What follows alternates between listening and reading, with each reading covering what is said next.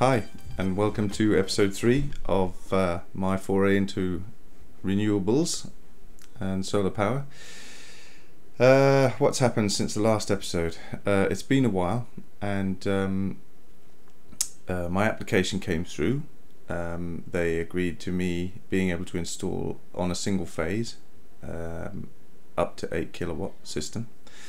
So on the back of that, I continued to talk to the company that submitted the application on my behalf, and I've decided to go for a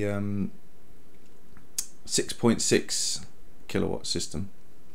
I originally wanted to go for as much as I could get on my roof, which would have been about 7 kilowatts, but based on cost and various other things, I decided in the end to go for a 6.6 kilowatt system using 300 watt LG panels rather than the 330 watt BenQ panels.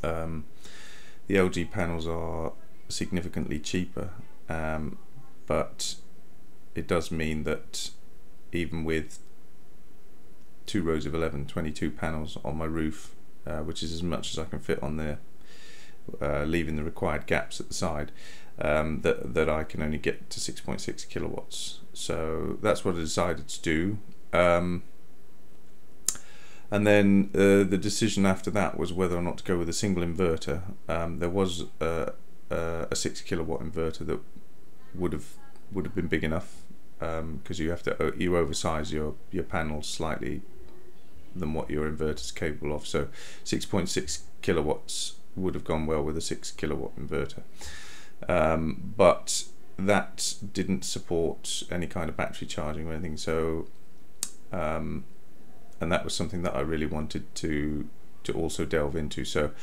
I decided to go with a 5 kilowatt hybrid inverter from Solax that allows you to charge batteries and utilize some of your energy in the evening when the sun's not shining, and then obviously, because I've got 6.6 kilowatts worth of panels, I probably only put about 5.4 or something onto the 5 kilowatt inverter. So that still left about 1.2 kilowatts of panels left over. So I had to have a second inverter, which was just a small 1 kilowatt inverter from GrowWatt. That one will obviously not be able to charge the batteries because it's not part of the 5 kilowatt system. It will basically just be generating energy, and anything I can't use will just be exported to the grid. Whereas the hybrid one will be charging the batteries, and only when the batteries are full and I'm not using it will it export to the grid. The other thing about the Solax hybrid inverter is that if we have a power cut, it will allow me to continue using my solar power, whereas the normal inverters like the 1 kilowatt GrowWatt one and most other inverters, as soon as there's a power cut, they automatically cut themselves off from the grid, and you get blacked out as well, even though technically you'd be generating energy from the sun, assuming it happened during the day, because they have to make sure that there's no power going into the grid when there's a power cut, in case an engineer comes to fix something at the substation. You assume that the power's all off because there's a power cut, but actually there might be live connections because people are exporting power to the grid. So so they do this thing where if the inverter detects that the mains goes down, it cuts you off from the grid.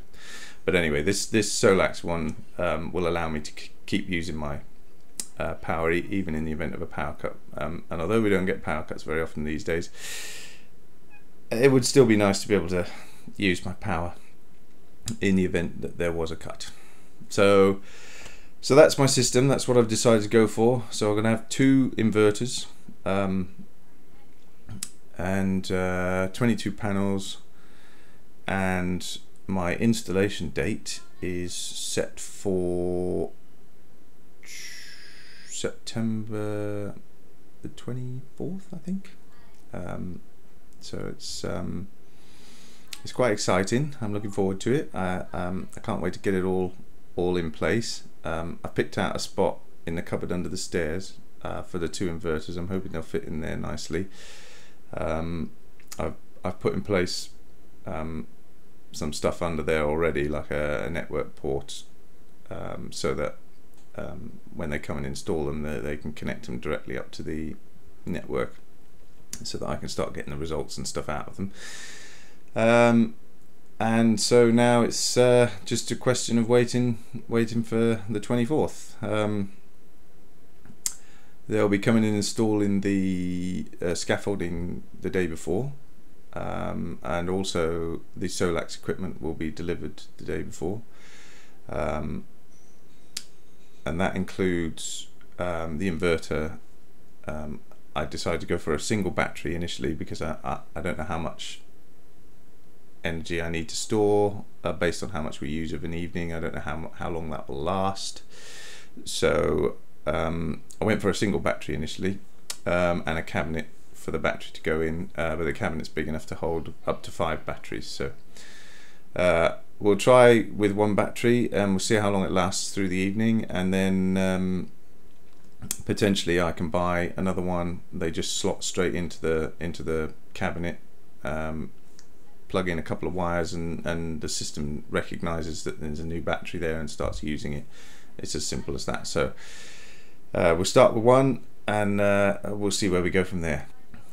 So my plan is to make some further videos after this one, once it's installed. I mean, I'd probably do a video showing you the stuff with some footage of the actual installation and what it looks like, but then my plan is to sort of do some follow-up videos after this to sort of document how much I'm generating, how much I'm exporting, and how much money actually I'm saving, whether it's cutting back on anything. I've got over a year's worth of data from my electricity company of my sort of normal usage, so it'll be interesting to see how that changes once I'm generating my own power, and I look forward to telling you more about it and actually telling you about how much of a saving I'm making, and showing you some graphs and things like that to do with the amount of power that I've generated, and how the battery's being utilized and how long the battery's lasting, all that sort of stuff. So check in with me for the next video, and I'll tell you a lot more about it then. In the meantime, see you later.